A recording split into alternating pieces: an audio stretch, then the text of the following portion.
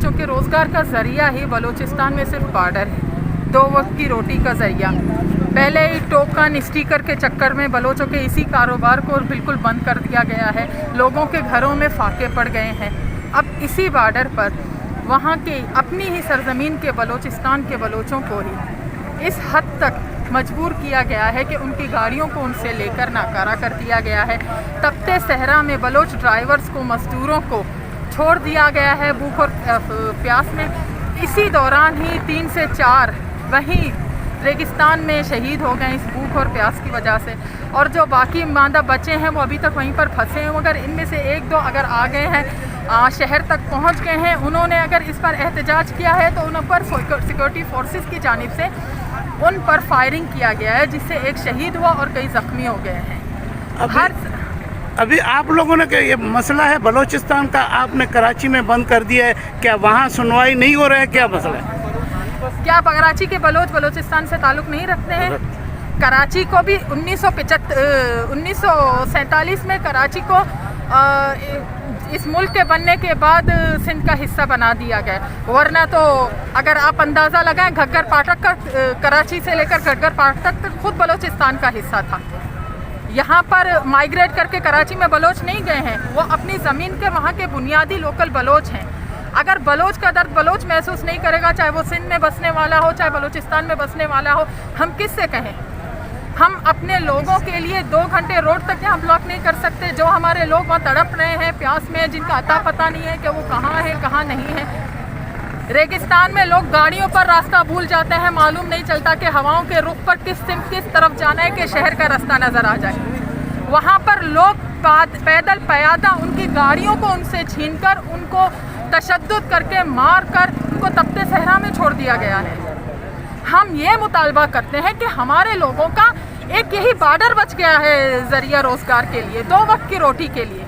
हमारे लोगों को जिंदा रहने का हक दिया जाए, ज़िंदगी जीने का हक दिया जाए, 2 रोटी के जो मजदूरी है उसका हक दिया जाए। हमारे मुतालबात यही हैं।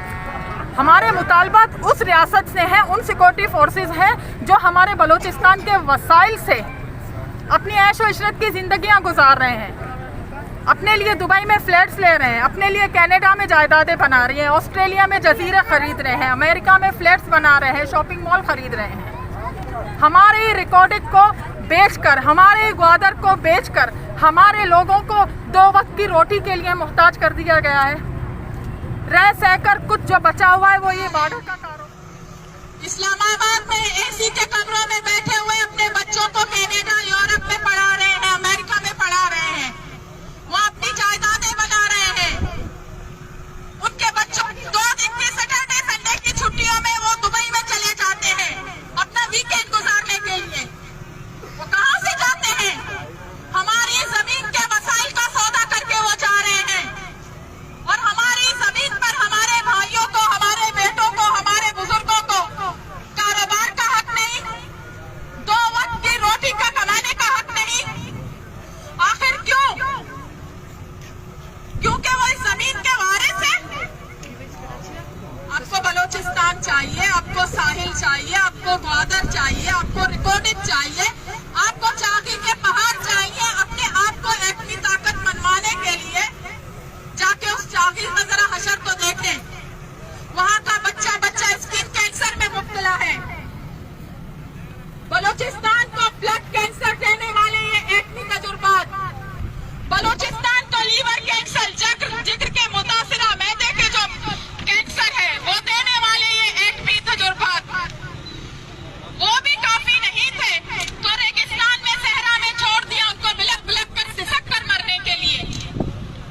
आपको पता है कि मौत, प्यास और भूख में मौत, आप जरा सा इमेजिन कीजिए कि वो क्या तकलीफ होगी। अगर आज हम यहाँ धरने में थोड़ी देर के लिए बैठे हैं तो वहाँ वो रेगिस्तान में कई लोग हैं। 200 संवाद गाड़ियों को जब नाकारा किया जाता है, हम अंदाजा लगा सकते हैं तो 200 संवाद गाड़ियों में कितने वो मजबूर बलोच हैं जो इस वक्त सहरा में दर बदर है। ये थी बलूचिस्तान की आवाज़, अज़मत वेब टीवी, अब चौकी।